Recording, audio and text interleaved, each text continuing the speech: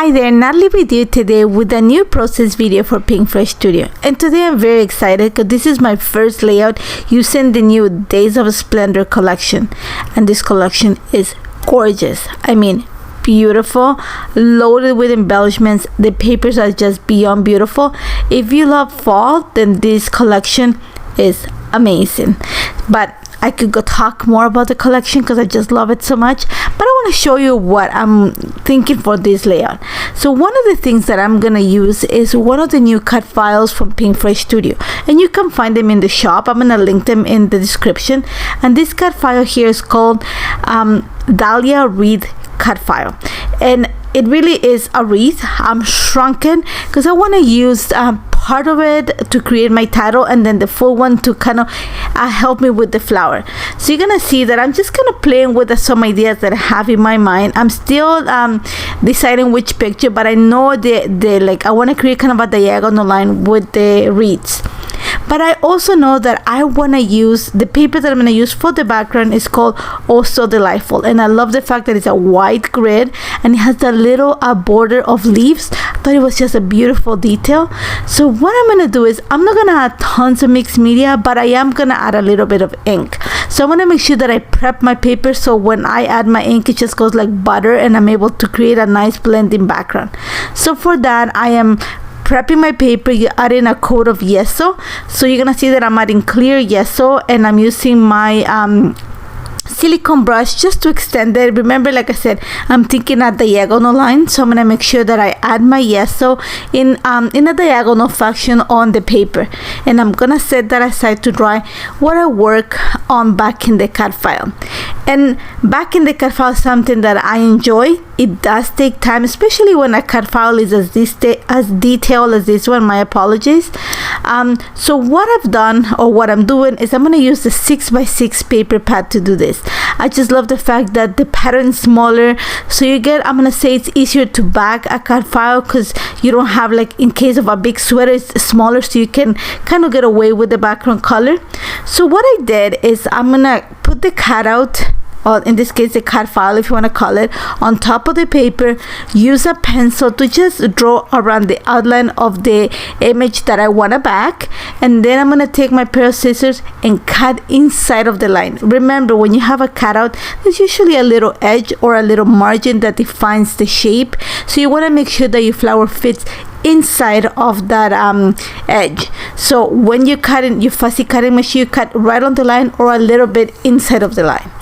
Once I have my cutout ready, I'm gonna turn the cut file or the cutout. I'm gonna go ahead and add glue, and here's where having a fine tip glue bottle will help, just because the lines are so fine. Like I said, this is a big cut file, but I shrunk it just to help me with the idea that I have in mind. And then you're just gonna glue the little piece of paper that you fussy cut, and you're ready to go. Now I'm gonna show you a little bit of how I detail my flowers. For example, there's this cut file has a big dahlia and then a little kind of a daisy, a fantasy daisy. So I'm going to start by actually cutting the center, and for that I'm using this paper is the 6x6 version of the Totally Splendid paper, and I started by cutting the little circle for the center of the flower, and I'm going to use that kind of ochre yellow. Then once I glue it, and I did the same thing, I put the paper on top of the pattern paper, the cut on top of the pattern paper with the pencil, drew outside of the outline, fussy cut what I just drew, and then glue it. And then I'm gonna, once I glue the center, I'm gonna go ahead and do the next step. Think of this flower as having a 2-layer. So I went ahead and did the inside flower, and I cut it from a different pattern paper. And once I have that glued down, I'm gonna go ahead and repeat it with the larger outline. So I have all those layers, and I create, think of it as adding dimension, just detailing the cutout. And that's what I said. This cut file took me around an hour plus to back because it's just so detailed, but the beauty of it is in detailing it. It just brings everything, all the details. And once I have that done, I'm not gonna need much. The cut file is gonna do a lot of the work for me. So going back to the layout, you're gonna see that I'm just playing with the positioning of everything, and I had a hard time with this. I just liked it, and I didn't want to hide so much of the flower. I didn't want to. I had that picture of my daughter and my dog, or our dog. I'm gonna say my dog because the dog follows me everywhere. And I played just with where I was gonna sit the cut file and where everything was gonna sit. So I took it off camera, just played around with a little bit more positioning, and then I came up with this idea. I'm gonna put the large Dahlia wreath at the bottom right corner of the layout, and then I just cut a piece of the wreath, and I'm gonna use it at the top to help me find the title. So what I've done outside of the camera too is I added a foam adhesive behind the cutout. You don't see it because it again took me some time, but now that I know where everything's gonna sit, I'm gonna go ahead and start creating the background. And for this, I have the mini cubes, the ink cubes. This is the Island Oasis mini cube set, but if you have the big inks from PinkFresh Studio, then I'm gonna use Ocean Breeze and Aquamarine, because those are just the colors that the collection has, a kind of a minty tealy tone, and these inks match that tone perfectly. So I'm using an ink blending brush, and then I'm gonna start by adding Ocean Breeze right in the area where the big wreath is gonna sit. And I'm just not gonna cover the whole thing. Think of it as just detailing the area where the wreath is gonna sit, so kind of the circle shape of it. Once I put it on, you're gonna see that barely brings color. Like honestly, I just wanted something really soft, and the whole idea is that I want to create a little bit of a shadow, of a color shadow that's gonna make the cutout stand out even more. So once I apply my Ocean Breeze, I'm gonna come in with a little bit of Aquamarine just to deepen the color and make sure that all the little details that I back with the paper just kind of stand out. And again, I'm gonna add a little bit of the color just to the top left corner too. Now here, to add some splatters, because I just wanna deepen some of that color, I'm gonna use a little bit of Aquamarine liquid watercolor, and I'm gonna mix it with a bit of white acrylic paint, and then I'm gonna dilute it. Now what this is gonna create is, watercolor is translucent, but by adding the white acrylic paint, I'm able to give her some opacity. Think of it as just making it not transparent. So I'm gonna think of it as coloring acrylic paint. So that's what I'm doing. I'm mixing a little bit of the liquid watercolor with a bit of white acrylic paint. I'm mixing them, I'm gonna dilute it, and I'm gonna use that mixture just to create splatters around the area where I added the ink, sorry. And that's just gonna bring that color even more, that teal, but it's not gonna give me this big dark teal. It's just gonna give me little splatters of the color, and I love that. I love the fact that if you've seen my work, then you guys know that I love splatters. But I think in this, just because the cutout is gonna cover a lot of what I have, I just want to have those little pops. Think of it as freckles on the paper. That's the way I want to think about it. And so I'm gonna just add it, and I'm gonna set it aside to dry for a little bit, and then I'm just gonna take my time to take out all the backing paper from the foam adhesive that I had behind the flowers. Like I said, took me a time to back the cutout, and then it took me some time to cut the foam adhesive to go behind, because you're just gonna make sure that the flowers are all like, you know, you want to create a shadow, and for that you have to add some foam adhesive behind it and make sure that you pretty much cover the entire area so that it doesn't dip and doesn't so the cutout doesn't dip and create like I don't know, like waves. So you gotta make sure that you add foam adhesive to the entire area. I mean, again, this is something that I enjoy. I enjoy the dimension, I enjoy the shadow. You don't have to, but it looks nice in a layout. So now that I have it in place, I'm actually gonna use the Totally Splendid paper, and the B side of this paper has all these notes that look like they've been superimposed and glued with washi tape.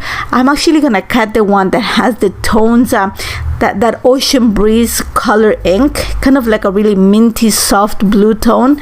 So I'm just gonna back the picture with that, and I'm gonna nestle the picture within the Dahlia Wreath. And I'm gonna make sure that the part that I nestle doesn't cover the photo or like my daughter or the dog. Once I have that in place, it's all about embellishing. It's not gonna take much because the cutout and the paper is already doing quite a bit of the work. I'm bringing one of the stitched embellishments, and this one that had a little shape the same as the dahlia, so perfect to put it right on the right corner of the picture. Then I'm bringing, this is one of the little kind of what do you call it, ticket. It came in the little envelope, I think it's called a stationery. And then I'm just bringing a little puffy sticker just because I want to bring some of the purpley movie tones that the collection has. I'm gonna add that just to kind of extend the picture towards the left. Again, this collection has a set of floral and leaves. They have the same tones as the background. There's quite a bit of red. I don't want to use any of the red flowers just because my daughter's wearing red. I want to make sure that the picture stands out, so I'm gonna go for more of like the muted tones of the mauve and the pink that the background has. I'm just gonna add another flower, like a little cluster behind the picture, just to bring everything together. I'm gonna add a few more stickers, not much. Like I said, the CAD file is already doing quite a bit of the work, and what I'm gonna actually use is the two alphabet stickers that come in the collection to add my title. And my title is gonna read Fall Love. I'm gonna use the script alpha, and it's a beautiful tone of purple, and I love purple, to spell the word fall. And I'm gonna place it right underneath the little cutout of the dahlias that I have on the top left corner. And then I'm gonna spell the word love using the mini puffy alphas that also come in the collection. I just pulled them, the ones that had the little kind of really light purple tone. Once I have that in place, I'm actually going to bring in the puffy stickers, there's a little, I think it's, I don't know if you call it, there's a little butterfly or a dragonfly. I played around with where I'm going to position that. You're going to see it in a bit.